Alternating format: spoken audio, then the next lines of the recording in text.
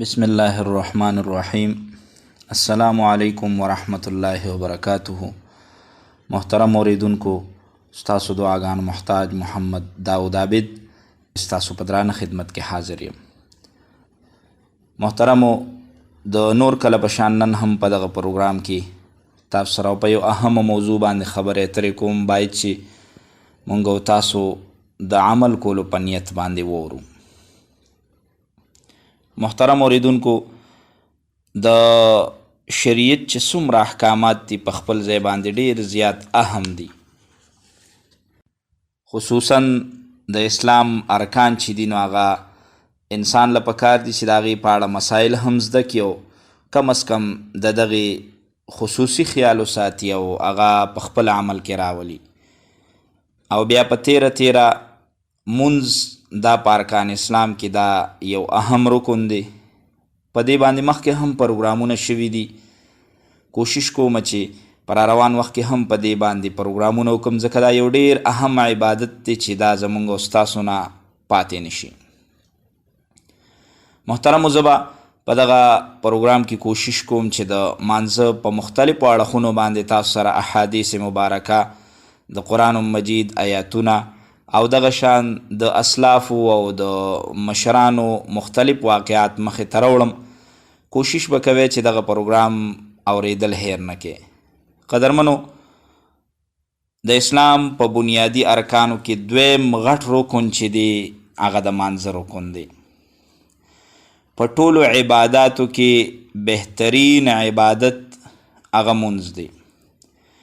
په قرآن مجید او په احادیث مبارکو کې د ایمان نه وروسته که ډېر تاکید د کم عمل راغلی دی نو هغه مونځ دی. محترمو، مونځ دا د مؤمن معراج دی او دا د رب کائنات د رحمت د حاصلولو یو عظیم سبب دی. کوم انسان که غواړي چې زه د رب کائنات رحمت حاصل کم، د الله رحمتونه خپل کم، نو دله پکار دي چې دی د مانځه اهتمام وکړي. او د قیامت په ورځ به د انسان سره د ټولو نه اول حساب کتاب د مانځه کولی شي. د اسلام او د کفر په منځ کې فرق کوونکي چې دی هغه همدغه مونځ ښودلی شوی دی. مونځ د اسلام داسې یو عظیم رکن دی چې که د دې متعلق دا وویلی شي چې یاره د اسلام دارومدار په مانځه باندې دی، نو دا به مبالغه نه وي. کامل مسلمان هغه به هغه مسلمانی چې هغه د مانځه اهتمام کوي، د هغې خیال ساتي. ځکه ما تاسو ته ووایي چې د اسلام دارومدار دا په مانځه باندې دی. اوس مونځ دا په هر عاقل بالغ مسلمان باندې د ورځې 15 وخته فرض عین دی. که دا سړی مالدار دی، که دی غریب دی، که دی مسافر دی، که دی مقیم دی، که دی صحیح دی، که دی مریض دی، که دی بادشاه دی، که دی گدا دی، که دا نارینه دی او که دا زنانه ده، که دا انسان عالم دی که جاهل دی، که حالت د امن دی که حالت د یری دی. دا ټول هغه احوال دي چې په دې کې په انسان باندې مونځ فرض عین دی. هر انسان باندې لازم دی چې هغه به د ورځې 15 وخته مونځ ادا کوي. تر دې پورې که یو انسان د کافرانو سره په مقابله کې میدان جنگ کې ولاړ دی، توري چلیږي، غشي ویشتلی کیږي، ګولۍ وریږي، که بمونه خلاصیږي، که هر څومره سخت حالات وي، خو بیا هم مونځ انسان ته معاف نه دی، بلکې دا د انسان په ذمه باندې فرض عین دی، لازم دی، دی به خامخا کوي. البته که یو انسان ته په یو حالت کې کول مشکل دی، نو هغه دی لږ وروسته کې خیر دی، وروسته به ادا کړي چې په هغه وخت یې نشي کولی. همدغه شان کله په شرایطو کې، کله په عادت کې، کله په افعالو کې انسان ته کمی راځي. مثلا بعضې زنانو ته د بیمارۍ خاص وخت چې راشي نو هغه وخت کې هغې ته مونځ معاف کیږي. په دغې تفصیل کې نه ځم ځکه د دې په اړه څه تفصیل ذکر شوی دی، څه به مخکې هم راشي. خو چې تر څو پورې یو مسلمان په هوش کې وي، په حواس کې وي، د هغه حواس باقي وي، د ده په جسم کې روح وي، نو د ده په ذمه باندې مونځ دا فرض عین دی. شریعت چې د مانځه دپاره کوم شرایط او ارکان مقرر کړي دي دا هم د صاحب عذر نه ساقطیږي، خو مونځ به بیا هم کوي. لکه مثلا یو سړی دی بیمار دی، نو مانځه دپاره ولاړه شرط ده، دی ودرېدی نشي، نو لحاظه دی د په ناسته مونځو کې دغه څیز د ساقط شو، خو مونځ به بیا هم کوي وغیره. نو په مونځ کې تخفیف راتلی شي، کمی راتلی شي، خو مونځ به خامخا کوي. که حالات هر څنګه د یو انسان په ذمه باندې مونځ دا لازم دی. بعضې افعالو کې انسان ته تخفیف راتلی شي، مثلا یو کس په ولاړه مونځ نشي کولی، نه دی په ناسته وکړي. که دی په ناسته هم نشي کولی، دومره بیمار دی، نو بیا دی په ملاسته وکړي.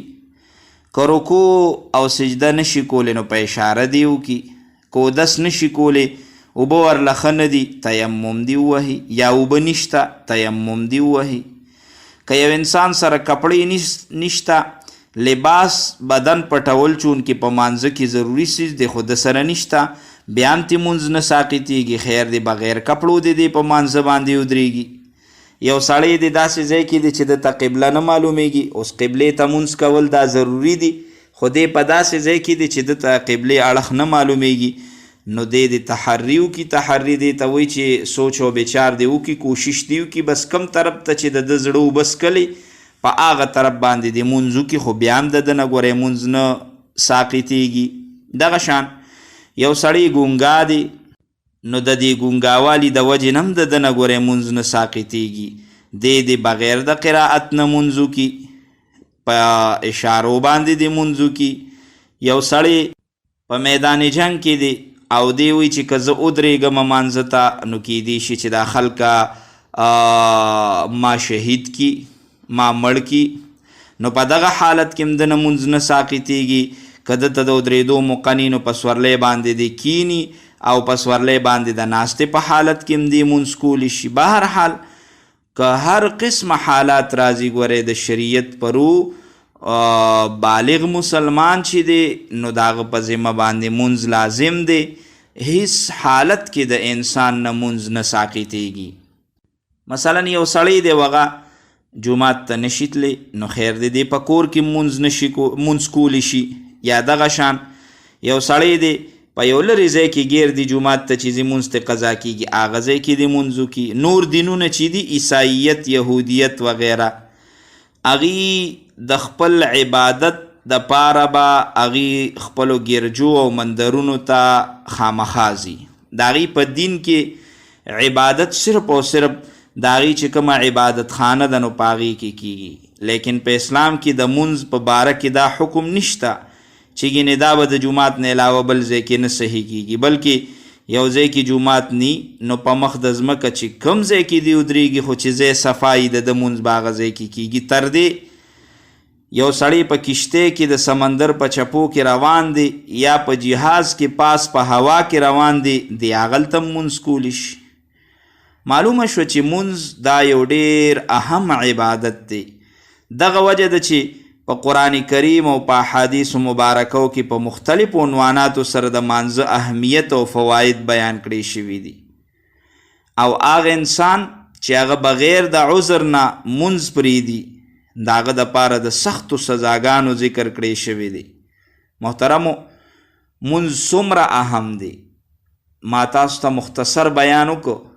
مونږ خپل ځان سره سوچ وکړو چې مونږ د مانځه څومره خیال ساتو، څومره چې اهم دی، نو هغه نه په مونږ کې کمزورۍ زیاتې دي. کوشش کوم محترمو د دغه مانځه په اړه، چونکې ډېر اهم عبادت دی، تاسو ته به تفصیلي بحث کوم انشاءالله العزیز. محترمو، قرآن مجید کې ځای په ځای د مانځه په اړه ذکر دی. مونږ که راشو وګورو د قرآن مجید په 109 ځایونو کې د مانځه ذکر راغلی دی. 109 داسې ځایونه دي په قرآن مجید کې چې هغې کې د مانځه ذکر راغلی. او بلکې حضرت شاه رفیع الدین صاحب رحمت الله علیه د هغه د تحقیق مطابق په قرآن کریم کې په مختلفو عنواناتو سره یا صراحتاً یا اشارتن 200 پیرې د مانځه تذکره شوې ده. 109 دا خو صراحتن یعنی ښکاره ذکر دی د مانځه، خو حضرت شاه رفیع الدین صاحب رحمت الله علیه لیکلي دي د هغه د تحقیق مطابق دغه خو صراحتن دی. هغه وایي که صراحتن او اشارتن ټول راجمع کړي نو په قرآن مجید کې 200 پیرې د مانځه په اړه ذکر شوی دی. څومره اهمیت معلومیږي د مانځه په قرآن مجید کې. که یو پیرم د مانځه ذکر شوی وي نو مسلمانانو باندې به دا فرض وي چې یو حکم راغلی وي چې هلکه تاسو باندې مونځ فرض دی نو بس دغم کافي وه. خو رب کائنات بار بار د دې ذکر وکړو، دومره زیات ذکر یې وکړو، حکم یې وکړو، د دې اهمیت طرف ته اشاره وکړه. د دې اهمیت بیانول مقصود چې ګورې دا مونځ دا معمولی عبادت مه ګڼئ، دا د مسلمانانو د کامیابی لار ده. انسان که د دنیا او د آخرت کامیابی لټوي نو ګورې هغه په مانځه کې ده.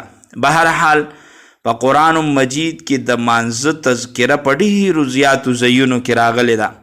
زه کوشش کوم تاسو ته په دې ځای کې د قرآن مجید یو څو هغه آیاتونه ذکر کم چې په هغې کې د مانځه په اړه ذکر راغلی دی، او دغه شان بیا به کوشش کوم چې د هغې نه وروسته د رسول پاک صلی الله علیه وسلم هغه احادیث مبارکه هم تاسو ته مخې ته راوړم په کومې چې رسول پاک صلی الله علیه وسلم د مانځه اهمیت، فضیلت او د نه کوونکو خلکو دپاره وعیدات ذکر کړي دي.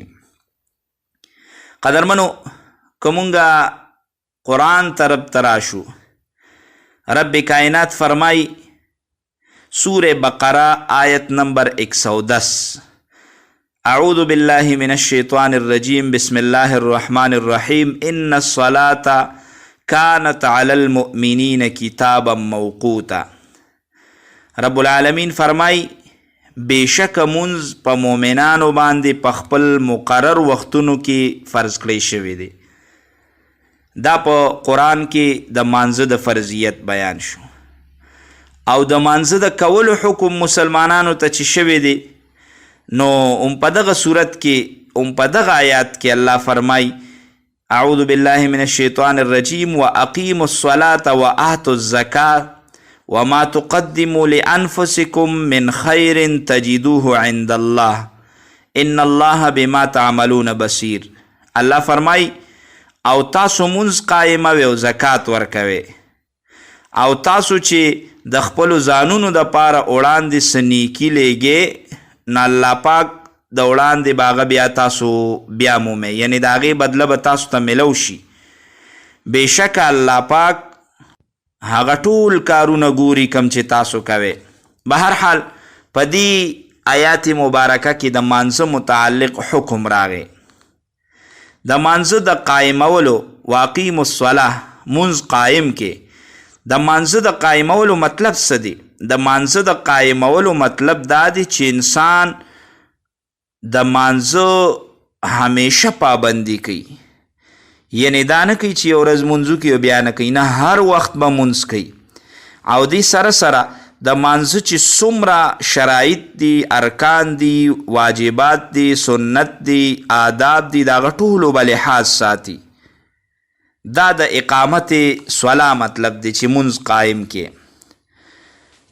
رب العالمین فرمای د مانځه په اړه په قرآن مجید کې په دغه صورت کې په 238 نمبر آیات کې 238 حافظوا علی الصلوات والصلاة الوسطى وقوموا لله قانتین. تاسو الله فرمایي د ټولو منځونو حفاظت کوي، بیا خاص کر د منځني منځ. علماء اکثرو د منځني منځ نه مراد د مازیګر منځ اغشتی دی چې تاسو د ټولو منځونو حفاظت کوئ، خیال یې ساتئ. خو په خصوصي توګه د مازیګر منځ چې د دې ډیر زیات خیال ساتئ، او الله پاک ته په عاجزۍ او په ادب او احترام سره ودرېږئ. وقوموا لله قانتین. نو دا په دې آیات مبارکه کې د مانځه ذکر دی، دغه آیات په تفصیل کې نظم. بل یو آیات کې رب العالمین فرمایي واقیموا الصلاة وآتوا الزکاة. تاسو مونځ قایم کې یعنی د مانځه پابندي کوئ او زکات ورکوئ. دا آیت په سوره مزمل کې راغلی دی، آیت نمبر 20 شلم نمبر آیات. همدغه شان که مونږ وګورو په سوره ابراهیم کې په یو ډیر بهترین انداز کې مسلمانانو ته د مانځه کولو حکم راغلی دی او هغې سره سره د خپلو مالونو د خرج کولو حکم راغلی دی. رب العالمین رسول پاک صلی الله علیه وسلم ته خطاب کوي، قل لعبادی الذین آمنوا یقیموا الصلاة وینفقوا مما رزقناهم سرا وعلانیة من قبل ان یأتی یوم لا بیع فیه ولا خلال. ای پیغمبره زما هغه بندگانو ته ووایه چا چې ایمان راوړی دی، یعنی دا حکم د مؤمنانو دپاره دی. ای مؤمنانو تاسو خپل منځونه قایم کې، یعنی خپل منځونه پابندۍ سره وکې، او مونږ چې کم مال در کړی دی نو د هغې نه تاسو په پټه او په ښکاره د نیکۍ په لار کې مال خرج کې. وړاندې د دې نه چې په تاسو باندې داسې یو ورځ راشي چې په هغې کې به اغشتل او خرڅول نه وي، او دغه شان داسې یو ورځ چې په هغې کې به چاته د چا دوستي فایده ورنه کي. مراد د دې نه د قیامت ورځ ده چې ای مؤمنانو منځونه قایم کې، خپل منځونه ادا کې، او دغه شان د خپلو مالونو نه صدقې خیراتونه او زکاتونه ورکې. وړاندې د دې نه چې په تاسو د قیامت ورځ راشي او په هغه ورځ به تاسو ته ستاسو دوستاني هېڅ څه فایده درنه کي. د مانځه په اړه د قرآن مجید څه آیاتونه مې ستاسو د وړاندې ذکر کړل. رب العالمین خپل پاک حبیب حضرت محمد مصطفی صلی الله علیه وسلم ته هم د مانځه په اړه حکم فرمایي. نبی کریم صلی الله علیه وسلم ته هم دا حکم شوی دی چې د مانځه اهتمام کوه او خپل کور والو خپلوانو ته هم د مانځه حکم کوه او دې خبره باندې پابند اوسه. رب العالمین قرآن مجید کی سورہ طه آیت نمبر 132 کی فرمائی وَأْمُرْ أَهْلَكَ بِالصَّلَاةِ. اے د الله پیغمبر تخپل کور والا تخپل خپلوانو مؤمنانو ته د مانځه حکم کوه. واصطبر علیها او پخپله هم په دې باندې قایم اوسیږه، پابند اوسیږه. لا نسألک رزقا، مونږ تانه روزي نه غواړو. نحنو نرزقک، مونږ به پیغمبر تا ته رزق درکو، ستا ملګرو ته، ستا اهل و عیال ته، ستا مؤمنانو ته به مونږ رزق ورکو. والعاقبة للتقوى، او ښه انجام دا د پرهیزګارۍ دی. نو رسول پاک صلی الله علیه وسلم ته هم د دې حکم کړی شوی دی چې خپل خپلوان، خپل رشتہ داران، خپل کور والا ټولو ته د مانځه حکم کوه او پخپله هم په دې باندې قایم اوسیږه. کامل مسلمان څوک دی؟ رب العالمین د کامل مسلمان صفت عمده ذکر کړی دی چې کامل مسلمان به هغه وي چې هغه د مانځه اهتمام کوي. محترمو د مانځه د اهمیت اندازه تاسو د دې نه معلومولی شئ. قرآن مجید کی یو صورت دی سورة المؤمنون، پاغي کې الله پاک د کامیابو مؤمنانو شپږ صفات بیانوي او په هغه شپږو صفاتو کې د ټولو نه اولنی او د ټولو نه اخیری صفت چې هغه د مؤمن بیانوي نو د مانځه صفت بیانوي، د مانځه تذکره کوي. صورت ابتدا کوي الله پاک فرمای قد افلح المؤمنون الذين هم في صلاتهم خاشعون. یقینا هغه مؤمنان په دنیا او په آخرت په دواړو کې کامیاب شو کم چې د خپلو منځونو خیال ساتي، په خپلو منځونو کې عاجزي کوونکي دي، یعنی د الله تبارک و تعالی د یرې نه چپ ولاړ وي. ورپسې آیاتونو کې الله پاک د کامیابو مؤمنانو نور صفتونه هم ذکر کوي چې دا مؤمنان دا د فضول خبرو نه ځان ساتي، زکات ورکوي، د خپلو شرمګاهونو حفاظت کوي، د خپلو امانتونو د وعدو لحاظ ساتي. او په آخره کې یو اخیری آیات د مؤمنانو په صفاتو کې اخیری صفت چې ذکر کوي نو فرمای والذین هم علی صلاتهم یحافظون، یعنی دا مؤمنان هغه خلک دي چې دی د خپلو منځونو حفاظت کوي. نو د صورت په ابتدا کې قد افلح المؤمنون الذين هم في صلاتهم خاشعون د مانځه صفت ذکر که او په اخره کې هم د مانځه صفت ذکر که. نو معلومه شوه چې مونځ دا ډیر لوی د اهمیت وړ دی. د دې نه به تاسو ته د مانځه د اهمیت معلومات شوي چې د کامیاب مسلمان اولنی صفت هم په مانځه کې خشوع او خضوع دی او اخرنی صفت هم د خپل مانځه حفاظت دی. همدغه کامل مؤمنانو دپاره، همدغه کامیاب مؤمنانو دپاره الله پاک په دغه آیاتونو کې د جنت الفردوس زیری ورکي. فرمای اولئک هم الوارثون الذین یرثون الفردوس هم فیها خالدون. همدغه خلکه، همدغه کامیاب مسلمانان چې هغوی د نورو احکاماتو سره سره د خپلو منځونو حفاظت هم کوي، په خپلو منځونو کې خشوع او خضوع ساتي، همدغه خلک حقیقي وارثان او حقداران دي چې دی جنت الفردوس په میراث کې واخلي او دغه شان دی به په دې جنت الفردوس کې همیشه وي. معلومه شوه که یو انسان جنت الفردوس حاصلول غواړي نو هغه د مانځه اهتمام وکړي. محترمو، په جنتونو کې کم اعلی مرتبه والا جنت چې دی نو هغه جنت الفردوس دی. رسول پاک صلی الله علیه وسلم به فرمایل تاسو د رب کائنات نه چې کله دعا غواړئ نو جنت الفردوس ته غواړئ. جنت الفردوس به هغه چاته ملاویږي چې هغه د مانځه اهتمام کوي. محترمو، په عباداتو کې مونځ یو داسې اهم عبادت دی چې رب العالمین د مانځه په ذریعې سره د مدد د حاصلولو حکم کړی دی. کم انسان کوم د الله نه مدد غواړي نو هغه د په مانځه سره حاصل کی. قرآن مجید کې مؤمنانو ته په صبر او د مانځه په ذریعه باندې د مدد د حاصلولو حکم راغلی. الله پاک فرمای یا ایها الذین آمنوا استعینوا بالصبر والصلاة ان الله مع الصابرین. اے مومنانو، اے د ایمان خاوندانو، تاسو په هر سخته کې په صبر او په مانځه سره مدد حاصلوي. بېشکه الله تعالی د صبر کوونکو خلکو ملګری دی.